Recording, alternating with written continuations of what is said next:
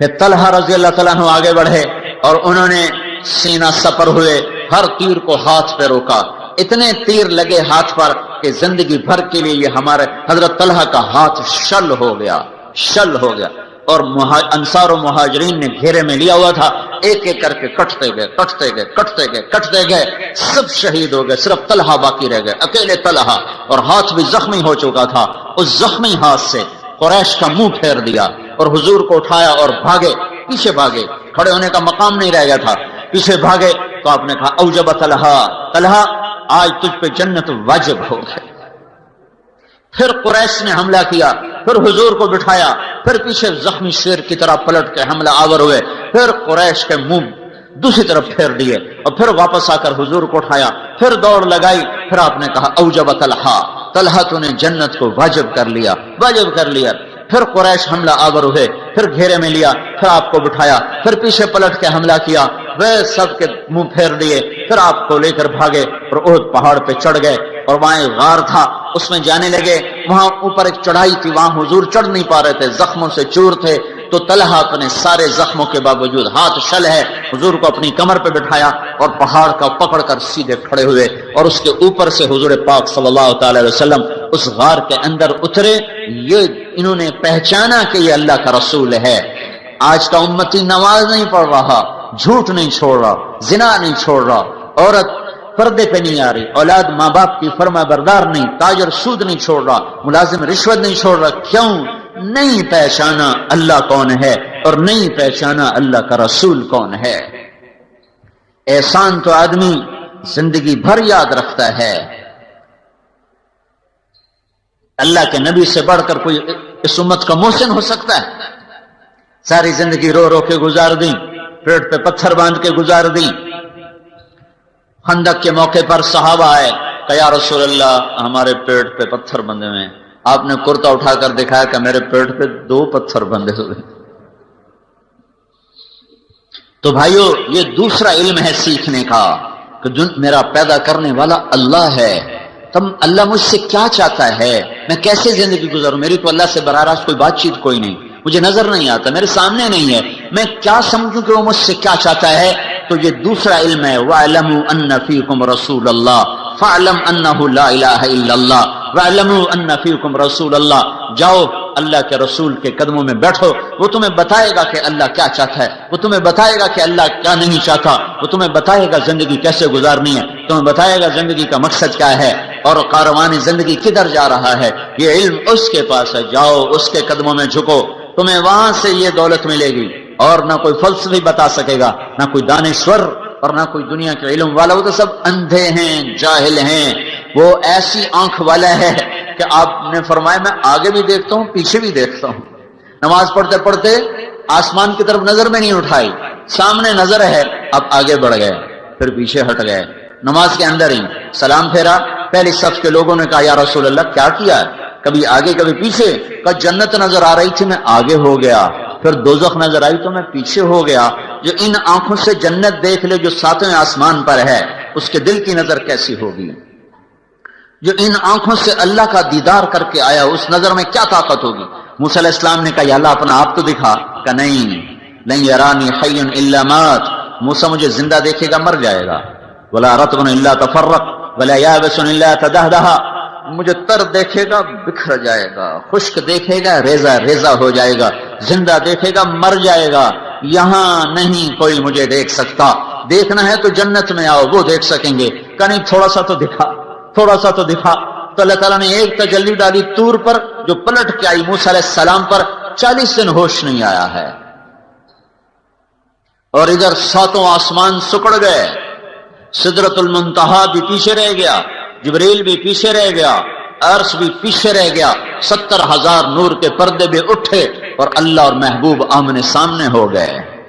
وہ آنکھ کتنی طاقتور ہے جو اللہ کو اپنے ان سر کی آنکھوں سے جو دیکھ رہا ہو، وہاں کتنی وہ سینہ کتنا طاقتور ہے جو اللہ کی تجلیات کو اندر پی جا رہا ہو، ہضم کیے جا رہا ہو، ہضم کیے جا رہا ہو، کتنا بڑا سینہ ہے۔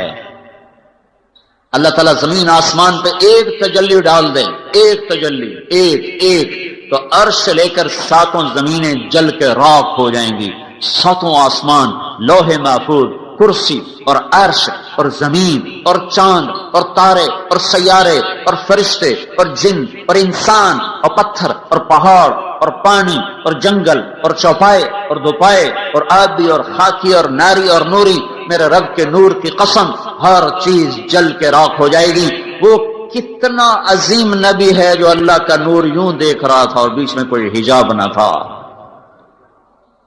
وَاعْلَمُوا، بھائیو یہ علم حاصل کرو، یہ علم حاصل کرو۔ ضرب تقسیم کے علم میں موت آ گئی تو ہلاک ہو گئے۔ وہ کیا دھن دولت ہے جس سے اوروں کے حوالے کر کے لوگ چپ کر کے جا کے مٹی کی چادر اوڑھ کے سو جاتے ہیں۔ تو یہ علم ہے جو سیکھنے کا ہے، یہ اس کے الفاظ بھی سیکھو اور اس کی حقیقت بھی سیکھو۔ الفاظ یہاں مدرسوں میں سکھائے جا رہے ہیں، حقائق کے لیے دھکے کھانے پڑتے ہیں۔ بسیار سفر باید تا پختہ شود خامے، کتابوں سے الفاظ معلوم ہو، کتاب نہ ہو تو لفظ ضائع ہو جائیں گے، لفظ ضائع ہو گئے تو حقائق تک کیسے پہنچیں گے؟ کتاب کی حفاظت، الفاظ کی حفاظت یہ فرض ہے، ورنہ اصل ضائع ہو گیا۔ دیکھو نا، عیسائیوں کے پاس اصل لفظ کوئی نہیں ہے تو ان کی کتاب کا کوئی اعتبار نہیں، یہودیوں کے پاس اصل لفظ کوئی نہیں ہے، ان کی کتاب کا کوئی اعتبار نہیں ہے۔ اب صرف قرآن ہے جو اپنے الفاظ کے ساتھ موجود ہے۔ الفاظ ہوں گے تو حقیقت بھی ہوگی، الفاظ ہوں گے تو معنی بھی ہوں گے۔ تو میرے بھائیو، الفاظ کا سیکھنا، حقائق کا سیکھنا یہ ایک مستقل محنت ہے، اور دنیا کی زندگی چند روزہ ہے، پتہ نہیں کب موت آ جائے، کہیں ہم ہلاک و برباد نہ ہو جائیں۔ پھر اللہ کہتا ہے اعلموا انما الحیات الدنیا لعب و لہو، او میرے بندو یہ علم بھی حاصل کرو کہ دنیا کھیل تماشا ہے، یہ علم بھی حاصل کرو کہ دنیا کھیل تماشا ہے۔ اعلموا انما الحیات الدنیا لعب و لہو وزینۃ و تفاخر بینکم وتکاثر فی الاموال والاولاد کمثل غیث اعجب الکفار نباته ثم یہیج فتراه مصفرا ثم يكون حطاما وفي الآخرة عذاب شديد ومغفرة من الله ورضوان وما الحياة الدنيا إلا متاع الغرور۔ کا سیکھو کیا سیکھو کہ دنیا دھوکہ ہے، کہ یہ سیکھو کیا کہ دنیا کھیل تماشا ہے، یہ فریب ہے، سراب ہے، ریت کا پانی ہے، یہ دھوکے کا گھر ہے، یہ مچھر کا پر ہے، یہ مکڑی کا جال ہے، یہ آج وفادار ہے، یہ کل غدار ہے، یہ آج ہنسائے گی، یہ برسوں رولائے گی، یہ پل بھر کو ساتھ دے گی، صدیوں کی جدائیاں ڈالے گی، یہ ایک پھیرا تمہارے اوپر آئے گی اور لاکھوں پھیرے تم سے دور جا لگائے گی، یہ چند جھلک تمہیں دکھائے گی، پھر ہمیشہ کے لیے اوجھل ہو جائے گی۔ اس پر ایمان نہ بیچو، اس پر تقوی نہ بیچو، اس پر لوگوں کی جان سے مت کھیلو۔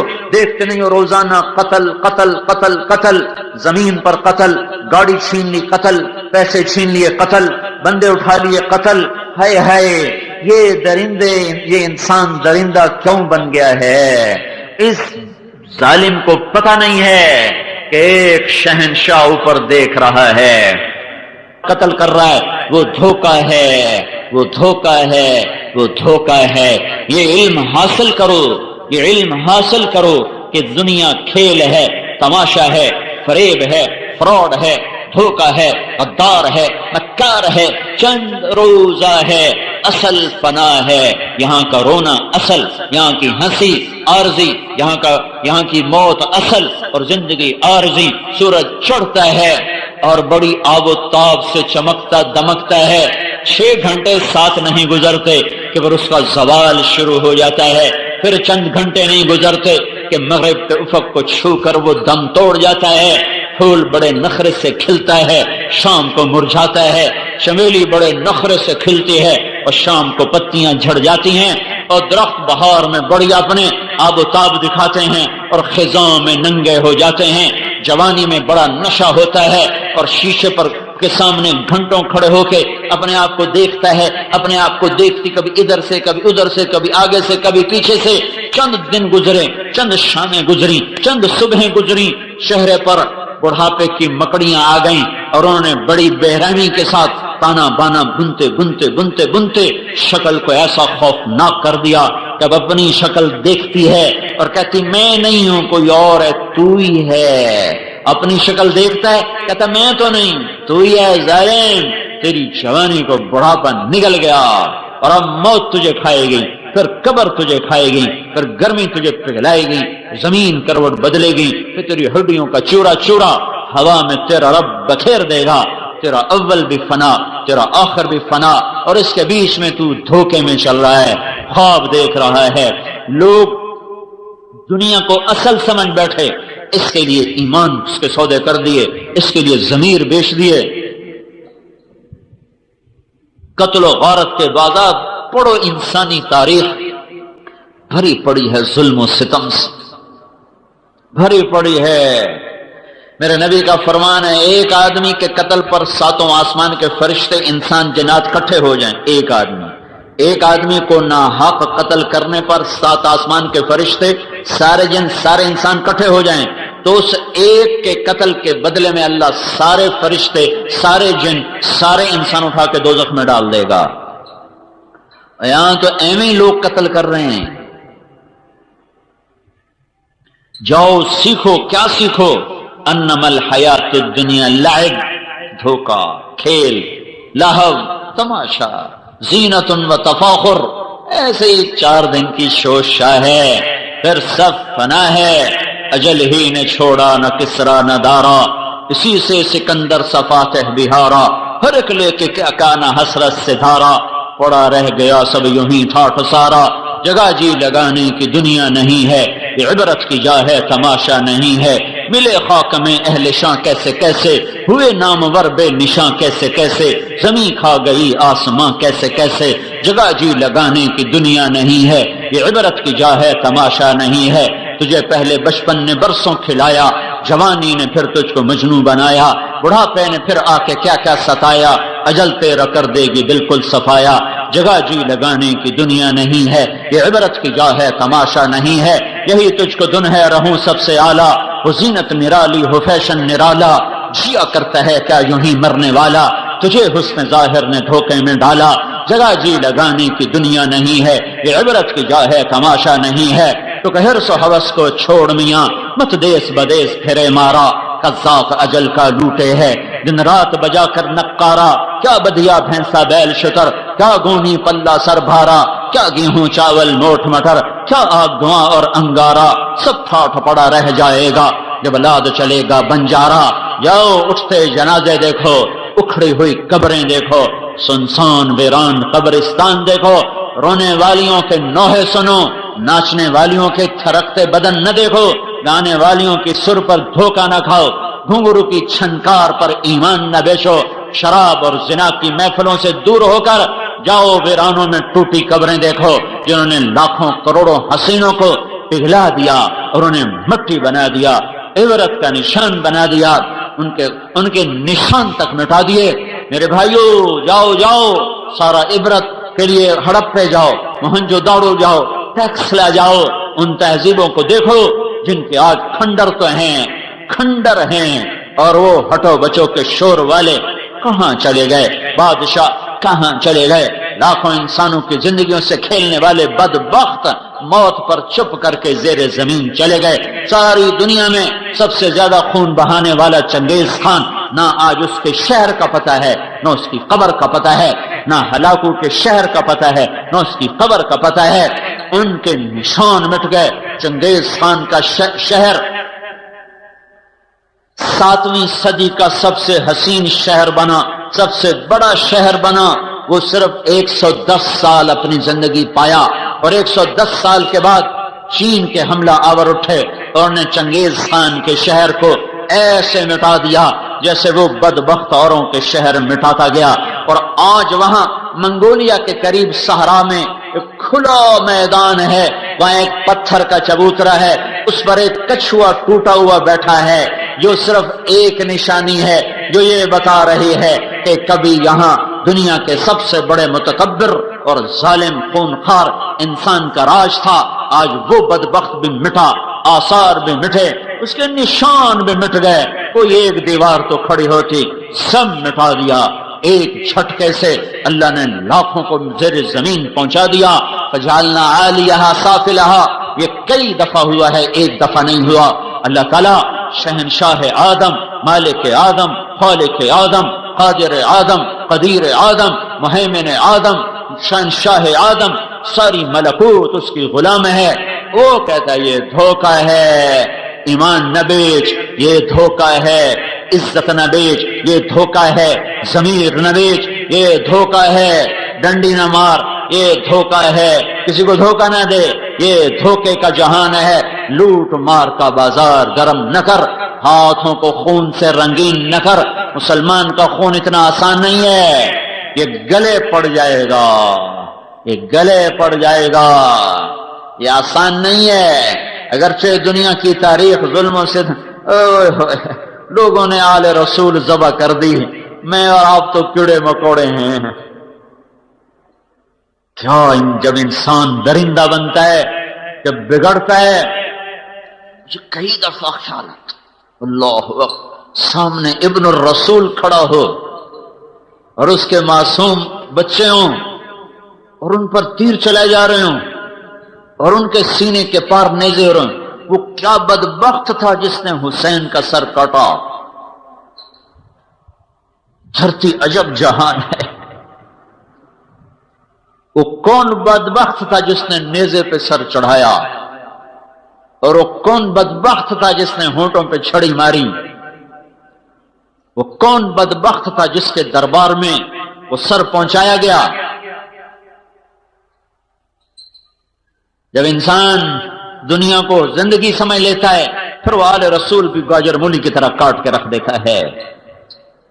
جو کائنات کا جوہر، جو کائنات کا خلاصہ، جن کے خون کا ایک قطرہ 7 زمین آسمان سے زیادہ قیمتی ہو، پانی کی طرح لوگوں نے بہا دیا.